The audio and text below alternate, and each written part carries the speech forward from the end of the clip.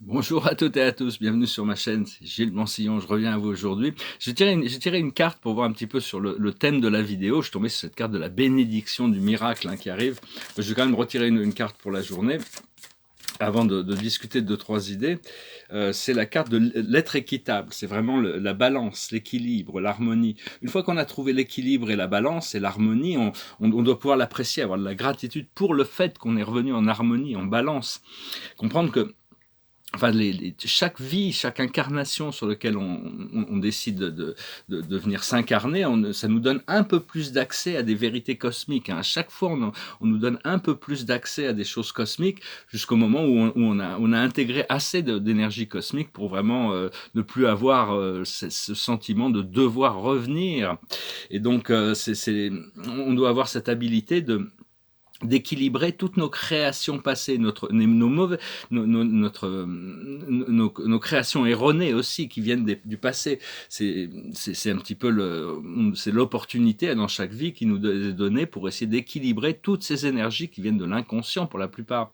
Et donc, mais enfin, il y a à chaque fois qu'on se réincarne, on a une sorte d'accumulation de connaissances. Et on doit vraiment maîtriser un des trois rayons. Un des trois rayons, on doit maîtriser les trois premiers rayons essentiels, mais il y en a un dans lequel on est venu s'incarner, c'est-à-dire la flamme bleue, la lumière bleue, la flamme rose, la lumière rose, ou la flamme jaune, la lumière jaune. Un de ces trois rayons. Parce que l'ascension se passe avec la fusion avec ces flammes sacrées. Je ne vois pas comment on peut faire une ascension sans passer par la fusion avec la flamme sacrée qui est une sorte d'activateur du corps de lumière. Donc tout ça, c'est en train de se préparer. On doit maîtriser les trois premiers rayons de toute manière. Mais il y en a un dans lequel qui est dominant à l'intérieur de nous. Même, ça peut être même une autre fréquence supérieure qui peut être dominante, mais enfin, il faut demander à être guidé avec sagesse et que notre intention reste pure dans ce procédé d'évolution. On doit vraiment maîtriser déjà ce premier rayon, là, le pouvoir de la flamme bleue, le pouvoir du feu bleu, c'est le premier rayon de la volonté divine. On doit apprendre c'est la volonté, le pouvoir divin, avec amour, avec compassion, et pour le plus haut bien de tous. Appeler l'archange Michael avec ses légions, c'est vraiment c'est la Saint-Michel aujourd'hui, bonne fête à tous les Michel, donc appeler vraiment tous les jours l'archange Michael pour venir vous éduquer, c'est comme un programme d'éducation. Et, euh, et donc, parce qu'on ne va pas pouvoir vraiment complètement se libérer, bon, il y en a beaucoup qui pensent pouvoir le faire, très bien, more power to you, comme on dit, se libérer de toutes les situations inconscientes et subconscientes qui peuvent encore, qui viennent des mauvaises créations des vies passées, sans l'assistance du monde spirituel, tous les... c'est un peu trop gluant, donc on doit quand même pouvoir bénéficier de l'assistance du monde spirituel et travailler aussi sur le deuxième rayon, le deuxième pouvoir, c'est l'amour inconditionnel, cette flamme rose. Ça c'est une flamme rose, on peut l'envoyer dans le cœur de tous les êtres, de toute manière ça ne fait que du bien, et continuer aussi à travailler avec la flamme violette du pardon, de la transmutation des énergies. Et demander à ce qu'elle soit activée au maximum de ce que la loi cosmique le permet. Chaque rayon maintient chaque rayon est concentré sur un fragment de la loi divine. C'est vraiment chaque rayon possède des attributs et des leçons sur la loi divine. Donc il faut vraiment continuer à avoir une attitude de gratitude et d'appréciation pour l'équilibre quand on arrive à trouver cet équilibre. Et de savoir que bon, c'est un peu marrant à dire, mais tous ceux qui sont là-haut dans les plans supérieurs, dans la lumière, qui sont baignés de lumière, ils nous envient, nous ici, d'être présents dans le monde de la forme, alors que nous, des fois, ça peut être un peu le contraire. Moi, ça m'arrive des fois de penser que je peux envier ceux qui sont de l'autre côté du voile. Je tirais quelques cartes et c'est important de garder l'esprit clair, de garder se concentrer sur le souffle, la respiration, continuer. Bon, moi, en tant qu'ex-fumeur, on est un peu handicapé, mais le fait de retrouver son souffle, c'est quelque chose de très très puissant. Alors, il y a 4 phases essentielles dans le souffle. C'est vraiment le prana, ça veut dire souffle. Il y a l'inspiration, le moment d'immobilité en haut de l'inspiration, l'expiration et le moment d'immobilité en bas de l'expiration. Et quand on devient conscient, on peut trouver un alignement, un pouvoir, une puissance dans ce procédé conscient imaginer un 8 aussi qui peut être devant, derrière, c'est cette respiration qui nous met dans une bulle de l'infini. Alors le passé, c'est l'indulgence. On était indulgent, on a perdu du temps, on a quand même... On a... Enfin bon, il faut pas être trop sévère avec soi-même, hein, mais bon, il faut quand même garder comprendre le fait que c'est à l'intérieur que ça se passe. Des fois, on a besoin de distraction, nos sens ont tellement d'habitude de distraction qu'on a toujours besoin d'être occupé. Dans le présent, c'est la joie. On cherche à cultiver la joie, à retrouver cette joie, à trouver cette joie, à la cultiver. Et dans le futur, c'est la générosité qui arrive. La chose sur laquelle on travaille, c'est la clairvoyance. C'est d'être de plus en plus clairvoyant, de plus en plus sage, de plus en plus de lumière. Et ce qui va arriver, c'est la consolation. On va pouvoir se consoler pour c'est comme si la lumière va vraiment transcender toutes nos mémoires passées et les organiser de manière à ce qu'elles ne nous fassent plus souffrir. Et donc, savoir que toutes les rayons de lumière sont contrôlés, pas contrôlés, mais elles sont supervisés par des maîtres ascensionnés qu'on appelle des Shohan, et que chacun de ces maîtres ont décidé tous les ans, ils vont devant les conseils karmiques pour voir combien d'âmes avancées sont autorisées à s'incarner sur Terre à l'intérieur de certains rayons. Et donc, ils disent que c'est un honneur de pouvoir être choisi. Hein. C'est les âmes avancées, les étudiants avancés qui viennent s'incarner. Et c'est notre ami Serapis Bey qui depuis son temple à Luxor, qui communiquait ce message. Et donc, on va refaire notre ascension à travers le rayon dans lequel on a été. Chaque chakra est connecté à des temples sacrés. On doit passer par là pour s'incarner. Et on fait notre ascension à travers le rayon de lumière dans lequel on a été envoyé, en essence. Et parce que chaque rayon détient juste une portion des leçons, des attributs, des aspects de la loi cosmique. Hein. Et donc, on est vraiment appelé à écrire la dernière page de ce livre de la temporalité pour revenir au domaine de l'immortalité. Comprendre aussi que les maîtres ascensionnés, les êtres de lumière qui ont déjà fait leur ascension, sont interdits de communiquer à travers le voile. Ils n'ont pas le droit de communiquer à travers le voile, à part quand ils y sont invités. Ils répondent toujours aux appels quand ils le sont. Donc quand il y a des messages qui viennent de canalisateurs, c'est qu'ils sont invités. Cela dit, il y a des messages de canalisateurs qui viennent de la 4e dimension, où il y a beaucoup de polarité, beaucoup de doutes, beaucoup de peur, beaucoup d'urgence, beaucoup de possibilités d'échec et tout ça. Tout cela, il faut faire attention à tous ces messages. Hein. Et donc, parce que d'accomplir notre destinée, c'est de vraiment avoir fait avoir rempli toutes les conditions qui nous permettent de revenir au monde des non-formes. Hein. On a passé des siècles à se dévouer à l'externalisation de la divinité. C'est pas notre première expérience d'essayer d'amener plus de lumière, plus de vérité dans le monde. Et donc maintenant, savoir que l'amour de Dieu est donné à tous, sans condition, on doit l'accepter. Au plus on accepte cet amour de Dieu, de se reconnaître, au plus on peut en profiter. Donc c'est assez naturel. Par contre, l'ascension, c'est au mérite. Hein. On doit le mériter quand même. Il y a un effort, il y a un travail à faire sur la compassion, l'amour qu'on peut projeter, la sagesse que l'on peut canaliser en se tournant vers l'intérieur, et le courage de faire face aux ombres qui peuvent encore remonter. Et donc, il faut décréter que l'obscurité n'a aucun pouvoir sur notre lumière, que la lumière notre lumière est plus puissante que toute cette obscurité, hein, qu'on a le pouvoir du Christ à l'intérieur de nous, et que remercier les forces sombres pour notre éveil. Hein. Parce que toutes ces forces sombres, elles forcent l'humanité à se poser des questions, à changer leur voie. Donc, il faut être patient avec le procédé. Savoir la lumière à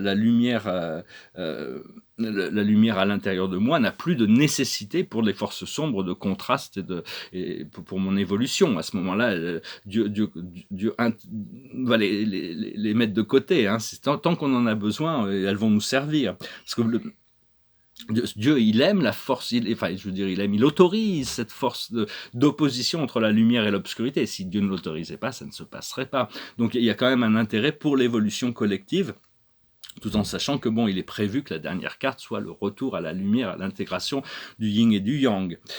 Et donc, il faut laisser la lumière à l'intérieur de nous, transmuter toutes les toxines, même ceux qui ont été vaccinés. Le pouvoir du divin a tous les pouvoirs de transmuter, d'éliminer tout ce qui peut être. Faut pas avoir peur, hein. Si on en a peur, faut savoir que même si les gens qui doivent se faire vacciner, moi personnellement, bon, je éviter jusqu'au dernier moment si nécessaire. Mais disons que faudrait vraiment faudrait vraiment que ça soit forcé, hein, pour que j'y arrive. Mais bon, de toute manière, il faut dire que rien, même que ça ne peut pas vous faire de mal. Si on a peur, ça peut être dangereux. Par contre, si on est complètement dans son pouvoir et sa divinité, la divinité va instantanément transmuter tout ça. Enfin, c'est juste des idées, hein, que je voudrais présenter c'est un bouclier de lumière instantanément les choses sont transmutées et ne peuvent plus nous atteindre. Et donc c'est aussi de comprendre que dans la 5e dimension, enfin la nouvelle terre dans laquelle on va aller, rien de ce qui est artificiel ou pollué ne va pouvoir ascensionner. Donc on va vraiment devoir changer nos matériaux de construction, nos modes de transport, toutes sortes de choses. Pour le moment, on ne peut agir qu'à des niveaux à des niveaux qui nous sont personnels, de voir sur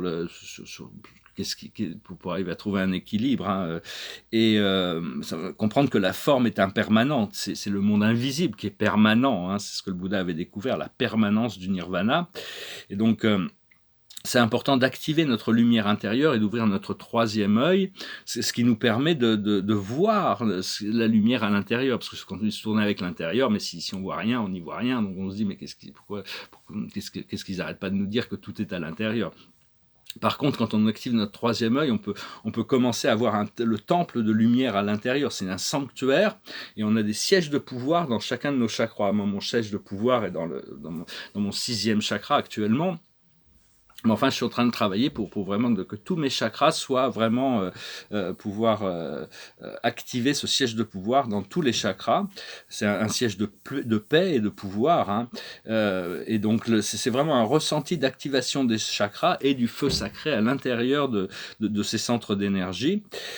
Et donc voilà, hein, je venais vous saluer aujourd'hui. Je vous remercie d'aimer, de partager, de commenter, de souscrire. Je vous remercie si vous voulez une session privée, vous pouvez m'envoyer un email, je vais répondre. Là, j'en ai quelques emails. Et je vous remercie pour vos donations. Je pense que là, l'esprit continue à nous informer de ce qui est à venir, hein, ce qui arrive, et donc des fois il y a le mental qui prend le dessus, et il faut faire attention, faut essayer de rester, de transmuter ces énergies quand elles viennent, qui ne sont pas de la plus haute fréquence, pour arriver à éliminer le maximum de doutes et d'obstacles à notre bien-être. Il n'y a vraiment que notre bien-être, la qualité de notre fréquence dans la co-création, hein, parce qu'on comprend que tout ce que l'on dit, tout ce que l'on fait, toutes les relations qu'on a, toutes les rencontres que l'on fait, est un procédé de co-création. Donc c'est important de bien penser positif, parler positif et agir de manière intelligente. Mais enfin bon, dans le futur, on a moins besoin c'est pas une lutte permanente, hein, on doit vraiment être dans l'état de réceptivité. Donc voilà, je vais chanter une chanson, c'était un peu celle qui est sortie du paquet, c'est une chanson un peu romantique des années, je crois 80, 90 peut-être. Ça s'appelle I'm Gonna Be. When I wake up, well, I know I'm gonna be the man who wakes up next to you. When I go out, well, I know I'm gonna be the man who goes along with you. But I would walk 500 miles, and I would walk 500 more, just to be the man who walked 1,000 miles to fall down at your door. When I'm working, yes, I know I'm gonna be the man who's working hard for you. And when the money comes in from the work I do, I'll pass almost every penny on to you. When I grow old, well, I hope I'm gonna be the man who's growing old with you.